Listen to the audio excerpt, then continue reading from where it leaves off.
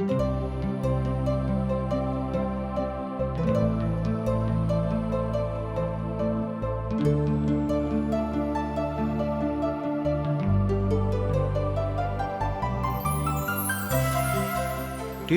India के प्रस्तुति आशक इजोत बाइबल के पुस्तक के क्रमबद्ध अध्ययन अछि, जाहि में अहाँ सबके वह मिलैक जे परमेश्वर द्वारा बनावल गेल मसीह के स्वरूप में जिये के लेल आवश्यक अछि। बाइबल यह बातों के बुनियादी रूपरेखा के सेहो शामिल करै छथि कि विश्वास के दोसर के संग कोना कऽ जियो के अछि।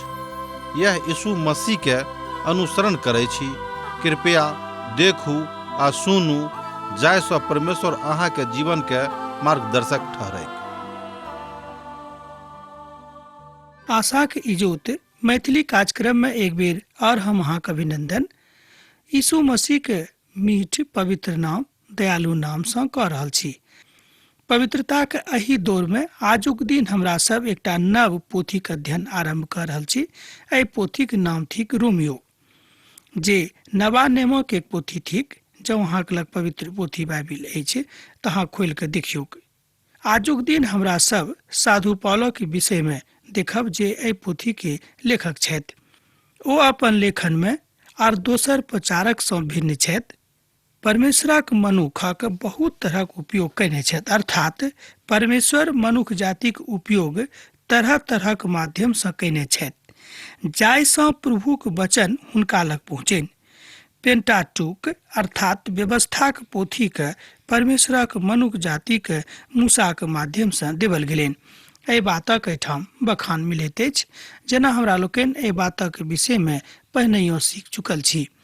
ओ इतिहासक पोथी थिक, अर्थात पिता परमेश्वरक दिस सँ देवल एकटा महान पोथी, जे 5 पोथीक एकटा संग्रह थिक। ओ इतिहासक पोथीक देलनि के तऽ पिता परमेश्वर। ओ भजनक पोथी के मनुख जातिक लेल देलनि के तऽ पिता परमेश्वर। आ ओ भविष्यवाणीक पोथीक इंतजाम कैलथि। ओ सुसमाचारक देलनि। आ अखन हमरा सब एहि पवित्र पोथीक और एकटा नव आचरणक विधाक देखब। आ एहि प्रभागक अधिकतम पोथीक बड़ पत्री साधु पौलक हाथे लिखल गेल अछि। जाहि पत्रीक साधु पौल लिखने छथि, ओहि सब पत्री में अपन व्यक्तिगत, अपन कथा के, अपन अनुभव के ओ आख्यान कयने छथि, बखान कयने छथि। तैं हम अहाँ से कहलहुँ हैं कि साधु पौल दोसर प्रचारक सँ कनिक भिन्न प्रचारक लागैत छथि। आ ओ परमेश्वरक अथाह प्रेम के एहिठाम दर्शौने छथिन। हमर मित्रवर, एहि बातक बुझनाइ बड्ड जरूरी अछि। साधु पौलक अनुसार सुसमाचार बड्ड नीक बातक स्मरण करयवला आ क्रांतिकारी पोथी अछि। एहि तरहक संज्ञा साधु पौल दैत छथिन। आ जकर मनुख केंद्र अछि मनुख, अर्थात मुख्य केंद्र मनुख जाति अछि। मुदा एहिठाम जाहि विषय में साधु पौल कहैत छथि, तहन जँ अहाँ ओतऽ देखबै तऽ तकर मुख्य केंद्र रोम छल। रोमी नामक पोथी प्रचारक आ प्रचारक दोनों के लेल बड्ड महत्वपूर्ण पोथी अछि। अर्थात प्रचारक लेल आ प्रचारकक लेल ई पोथी बड्ड महत्वपूर्ण पोथी अछि। साधु पौल अपन वक्तव्य के, अर्थात एहि वक्तव्य के ओ एहि पोथी के 15 अध्याय के 15 आ 16 पद में देने छथिन। अर्थात रोमियो पोथी तकर 15 अध्याय, तकर 15 पद आ 16 पद में अहाँ साधु पौलक एहि भावना के देख सकैत छी। ओ कहैत छथि कि अपन नजदीकी हम प्रभु यीशु मसीह के हाथ में दऽ देने छियनि, जाहिसँ ओ अपन कथा के एहि ठाम बता रहल छथि। एहिठाम हमरा लोकनि देखैत छी कि एहि कारणे ओ लोकक सेवक बनि गेलाह आ प्रभु यीशु मसीह के खातिर। एहिठाम बड्ड स्पष्टताक साथ हमरा लोकनि एकटा बातक देख सकैत छी कि साधु पौल लोकक सेवक बनि गेलाह, कारण छलाह प्रभु यीशु मसीह हुनक उद्धार करता। हमर भाई बहिन, यह बात आजुक दिन हमरो सभक बुझबाक अछि कि प्रभु यीशु मसीह हमरा सभक के उद्धार करता छथि। आ हुनके उद्धारक कारणे एहि बातक हमरा लोकनि बुझैत छी। पॉल अपन बातक एहिठाम प्रभुक वचनक माध्यम सँ बताबैत छथिन। रोमियोक पोथी विश्वासीक विश्वासक बढ़ाबै वाला पोथी अछि। ध्यान दियौक कि रोमियोक पोथी विश्वासीक विश्वासक बढ़ाबै वाला पोथी अछि, अर्थात जे कियो प्रभु यीशु मसीह के अपन उद्धारकर्ताक रूप में ग्रहण कऽ चुकल छथि वा जिनक उद्धारकर्ता प्रभु यीशु मसीह छनि, हुनका लेल ई पोथी बड़ विश्वास बढ़ाबै वाला, आशा दिअ वाला आ प्रभु के संगति में रहै वाला पोथी अछि। ई पोथी अहाँक सिखावत कि अहाँ प्रभु यीशु मसीह संगे कोना कऽ अपन जिंदगी के बिता सकैत छी। रोमिक पोथी के लेखक साधु पॉल स्वयं छथि। जेना हम आरंभे में बाजि देने छलहुँ, स्मरण राखब, एहि पोथी के लेखक स्वयं साधु पॉल छथि। रोमिक पोथी के लेखन काल 55 आ 56 ईस्वी मानल जाइत अछि, अर्थात 55 आ 56 ईस्वी सन में एहि पोथी के रचना साधु पॉलक हाथे पिता परमेश्वर करौलनि। एहि पोथी के मुख्य विषय वस्तु अछि छुटकारा, अर्थात एहि पोथी में छुटकारा से ठाम अर्थ अछि कि पाप सँ छुटकारा। हमरा सब कियो पाप में कतौ न कतौ जकड़ल छी, मुदा ई पोथी हमरा सभक पाप सँ छुटकारा दियाबऽ वाला एकटा मुख्य पोथी थिक, पवित्र पोथी थिक। रोम में प्रभु के भवनक निर्माण सर्वप्रथम साधु पॉल करैत छथि आ ओ रोमक मसीह के केंद्र बिंदु कहैत अछि। अर्थात अहाँ एना बाजि सकलहुँ हैं कि साधु पॉल रोम के मसीह के केंद्र बिंदु कहैत छथि, अर्थात मसीह के लेल रोम केंद्र बिंदु के रूप में उभरि के सन्मुख में आबैत अछि। साधु पॉल अपन प्रभु के असीम प्रभावक रोम में देखैत छथि। साधु पॉल रोम नगरी के महान बातक सेहो ओहिठाम देखैत छथि, किएक तऽ ओहिठामक लोग प्रभु के विश्वास में आबि गेल छथि और बड़ नीक सँ प्रभु यीशु मसीह के अपना जिंदगी में ग्रहण कऽ चुकल छथि। साधु पॉल मनुख जाति के छुटकारा आ तकरा बाद हुनक भावना के ऊपर जोर दऽ रहल छथि कि मनुख जाति के छुटकारा बड़ जरूरी अछि। तहन अहाँ कहबै कि ओ छुटकारा के अर्थ की अछि? पाप सँ छुटकारा, गरीबी सँ छुटकारा, बीमारी सँ छुटकारा, तरह तरह के छुटकारा में के जरूरत अछि मनुष्य जाति के। तहन हमरा सब तरह तरह के बात में जकड़ल छी, तहन पाप सँ छुटकारा बड़ मुख्य बात थिक। तैं साधु पॉल कहैत छथि कि मनुष्य जाति के पाप सँ छुटकारा के बड़ आवश्यकता छनि। 1 अध्याय सँ लऽ कऽ 11 अध्याय में एही बातक ऊपर चर्चा कयल गेल छैक। एहि पोथी के विश्वासी के पोथी के मजबूत करैते, जेना हमरा लोकनि आगू अहाँ से कहलहुँ हैं, ई पोथी विश्वासी के विश्वासक मजबूत करैत वाला पोथी अछि। पहिल अध्याय सँ लऽ कऽ 8 अध्याय धरि विश्वास आ मसीह के संगति पर जोर देवल गेल अछि। हमरा लोकनि एक बेर और बातक देखियौ कि एहि पोथी में, अर्थात रोमियो पोथी में 1 अध्याय सँ लऽ कऽ 8 अध्याय धरि विश्वास आ मसीह के संगति पर जोर देवल गेल अछि। पापी के न्यायक विषय में रोमी नामक पोथी बड़ स्पष्ट बताबैत अछि कि पापी के न्याय कोना के हेतैक, अर्थात प्रभु यीशु मसीह पापी के उद्धारक लेल हुनक न्याय कोना करताह, किएक तऽ जे कियो पाप करैत छथि ओ परमेश्वरक महिमा सँ वंचित भऽ जाइत छथि। एहि बातक विषय में सेहो हमरा लोकनि एही पोथी में देखैत छी। साधु पॉल कहैत छथिन कि जे कियो पाप कयने छथि ओ परमेश्वरक महिमा सँ रहित छथि, मुदा दोसर बेर ओ एही पोथी में 3 अध्याय में कहैत छथिन कि एहिठाम सब कियो पाप कयने छथि ओ सब कियो परमेश्वरक महिमा सँ वंचित भऽ गेल छथिन। हमर मित्रवर, जहन सब कियो परमेश्वरक महिमा सँ वंचित भऽ गेल छथि तऽ हुनका सभक एकटा उद्धार कर्ताक जरूरत छनि। जाहि बातक एहिठाम साधु पॉल बड़ मजबूती के साथ अभिव्यक्त करैत छथिन कि जँ अहाँक लग उद्धार कर्ता नहि छथि तहन अहाँके उद्धार कोना के भऽ सकैत अछि। तहन अहाँ बाजि सकलहुँ हैं कि रोमियो पोथी एकटा महान ज्ञानक पोथी थिक, एहिमे कोनो शक नहि थिक। पौलुसक व्यक्तिगत अभिनंदन बा अभिवादन सँ हमरा लोकनि एहिठाम आरंभ होइत देखैत छी। रोमियो के पोथी तकर 1 अध्याय के 1 पद में हमरा लोकनि देखैत छी कि पौलुसक व्यक्तिगत अभिवादन भऽ रहल छनि। बाओ अपन व्यक्तिगत अभिवादन सँ एहि पोथीक आरंभ करैत छथि। पौलुसक दिस सँ जे मसीह यीशु के दास छथि आर प्रेरित होयबाक लेल बजावल गेल छथि आर परमेश्वरक सुसमाचारक लेल पृथक कयल गेल छथि।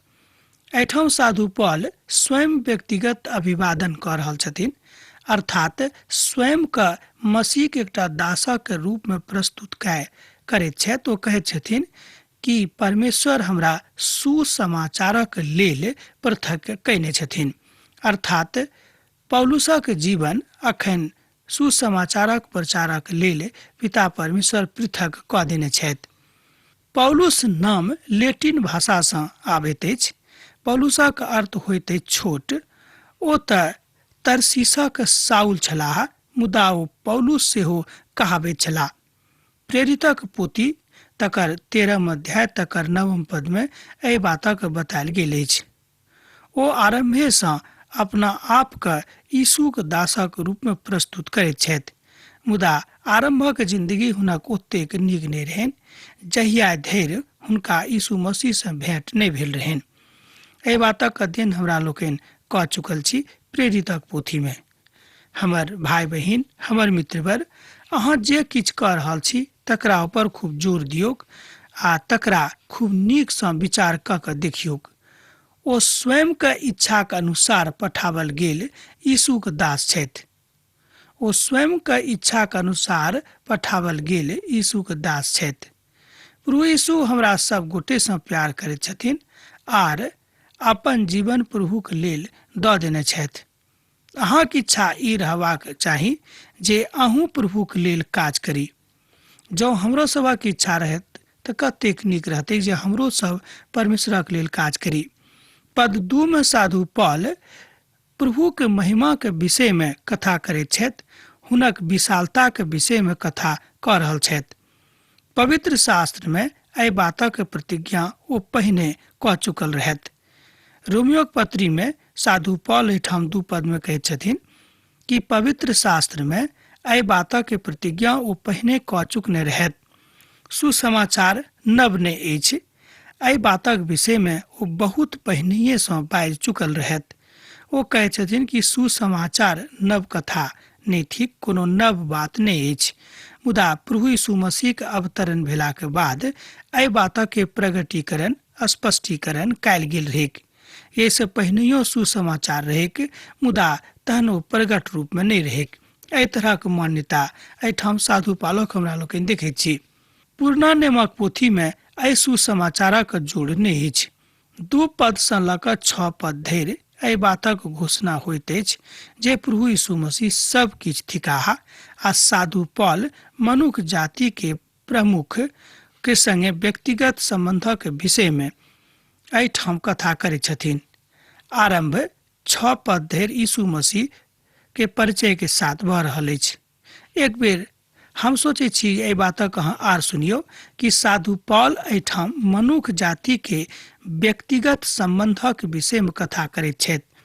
एहिठाम व्यक्तिगत संबंधक अर्थ अछि कि अहाँक व्यक्तिगत संबंध अहाँक बनौनिहारक संगे कोन तरहक अछि, अर्थात यीशु के संगे अहाँक व्यक्तिगत संबंध कोन तरहक अछि, गहीर अखन धरि भेल अछि कि नहि। अपन पुतक विषय में कयलथि जे देहिक अनुसार दाऊदक वंश सँ उत्पन्न भेलाह। देखियौ एहिठाम प्रभु यीशु मसीह विषय में परिचय दऽ रहल छथि। ओ कहैत छथि कि अपन पुतक विषय में कयलथि जे देहिक अनुसार दाऊदक वंश में उत्पन्न भेलाह। रोमियोक पोथी में ई बातक हमरा लोकनि 1 अध्याय के 3 पद में देखैत छी। एहिठाम साधु पौल प्रभु यीशु मसीह के परिचय दऽ रहल छथि जे ओ के थिकाह आ कोना कऽ हुनक अवतरण एहि संसार में भेलनि, एहि धरती पर भेलनि, आ कोना को मनुष्य जाति के लेल उद्धारक द्वार के खोलैत छथि। हमर मित्रवर, ई बात प्रत्येक मन भावन अछि कि हमरो सब परमेश्वरक उद्धारक विषय में सीख रहल छी जे समस्त मनुष्य जाति के महान भोजन अछि। प्रभु यीशु मसीह परमेश्वर के पुत्र छथि, एहि बातक बतावल गेल अछि सेहो। सत्य रूपे तऽ प्रभु यीशु मसीह परमेश्वर के पुत्र छथि, अर्थात साक्षात परमेश्वर छथि। एहि बातक सेहो साधु पॉल अपन पोथी में एहिठाम स्वीकार कऽ रहल छथिन। पवित्र आत्माक अनुसार जी उठनाइ कारणे परमेश्वरक पुत्र जीवित घोषित भेलाह, अर्थात प्रभु यीशु मसीह प्रभु छथि।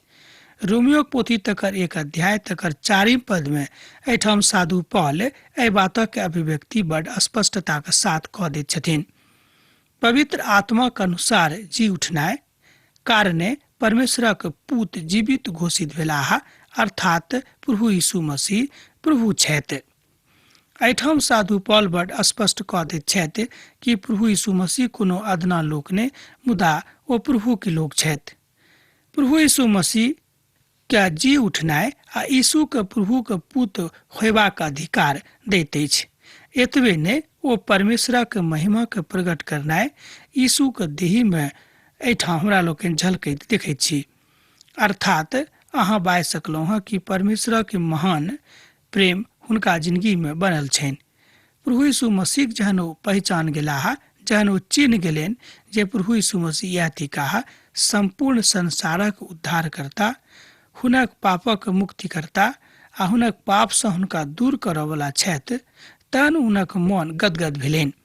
एहि तरह हमरा लोगन देखैत छी कि साधु पॉलक जिंदगी में प्रभु यीशु मसीह के महान विचार उमड़ कऽ आबैत अछि, किएक तो महान विद्वान छलाह आ परमेश्वरक संगति के कारणे साधु पॉलक ज्ञान आर बेसी प्रखर भऽ गेल रहनि। पवित्रताक अनुसार ओ प्रभु के एकमात्र पुत्र छथि। एहिठाम साधु पॉल प्रभु यीशु मसीह के पवित्रता के दिस इशारा कऽ रहल छथि। ओ कहैत छथि कि पवित्रताक अनुसार ओ प्रभु के एकमात्र पुत्र छथि। एहिठाम प्रभु में अर्थात यीशु में अहाँ तुलना कऽ सकैत छी, अर्थात तुलनात्मक दर्शनक एहिठाम दर्शायल गेल छैक।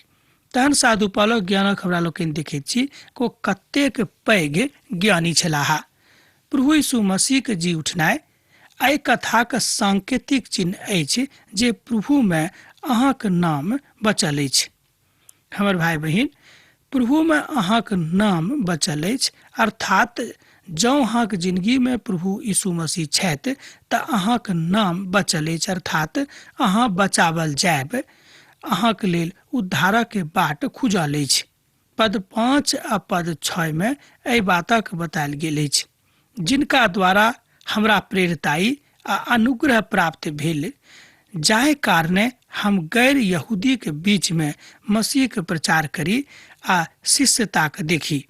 एहिठाम साधु पॉल स्वयं के नम्र करैत छथि, स्वयं के शून्य करैत छथि आ कहैत छथि कि जिनका द्वारा आ जिनका कारणे हमरा प्रेरिताई भेटल अछि, अनुग्रह प्राप्त भेल अछि, जाहि कारणे हम गैर यहूदी के बीच में मसीह के प्रचार करब आ हुनक शिष्यता के ग्रहण सेहो करब। एहिठाम एहि बातक हमरा लोकनि पद 5 में देखैत छी। हमर मित्रवर, कने कहूँ ध्यान दऽ कऽ पद 5 दिस देखियौक कि ओहिठाम साधु पॉल बड स्पष्टता के साथ परमेश्वरक ओहि वाणी के राखैत छथि आ हुनक ओहि सच्चाई के बताबैत छथि। ओ आगू कहैत छथि कि जाहिमे अहूँ प्रभु यीशु के अनुग्रह सँ बजायल गेलहुँ हैं, हमर पिता आ प्रभु यीशु में अहाँक अनुग्रह आ शांति प्राप्त होइके। एहिठाम साधु पॉल रोमी के निवासी के एकटा बात बताबैत छथि आ समस्त मनुष्य जाति के एकटा बातक ओ बता रहल छथि कि प्रभु यीशु में अहाँक अनुग्रह आ शांति भेटैके। हमर भाई बहिन, एहिठाम साधु पॉल जानैत छथिन कि मनुष्य जाति के लेल सबसँ पैघ आ जरूरी काज थिक हुनक जिंदगी के लेल शांति।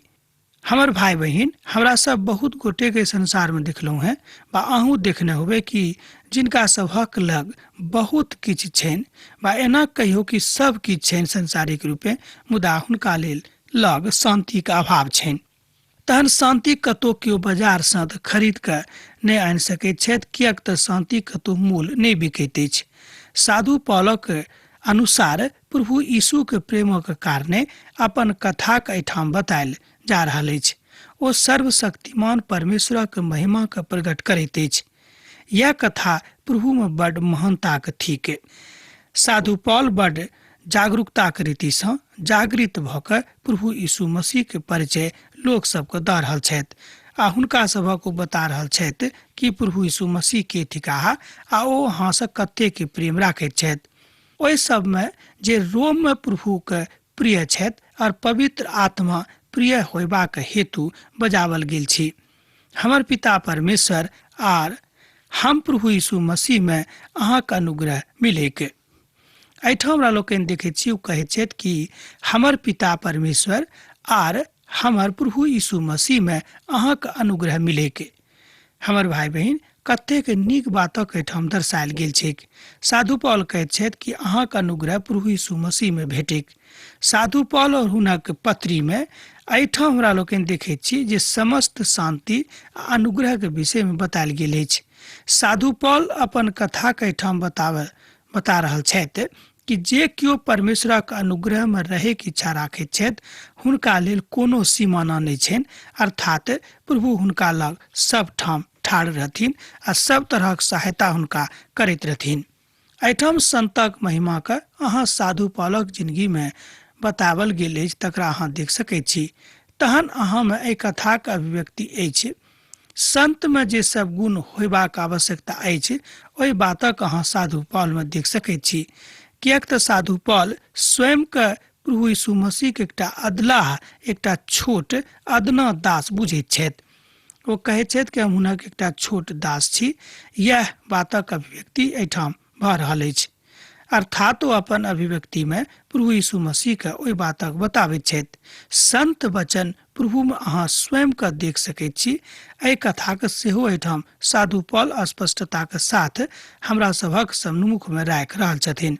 हमर भाई बहन, ई कतेक नीक आ मन भावन बात अछि कि हमरा सब परमेश्वरक वचनक एहि तरह सीख रहल छी। अब हमरा विदा दिया, किएक तऽ अहाँ से विदा होय के काल भऽ रहल अछि। आ जेना अहाँ सब पाती लिखैत रहैत छी, हमरा एहिठाम लिखैत रहब बिसरायब नहि।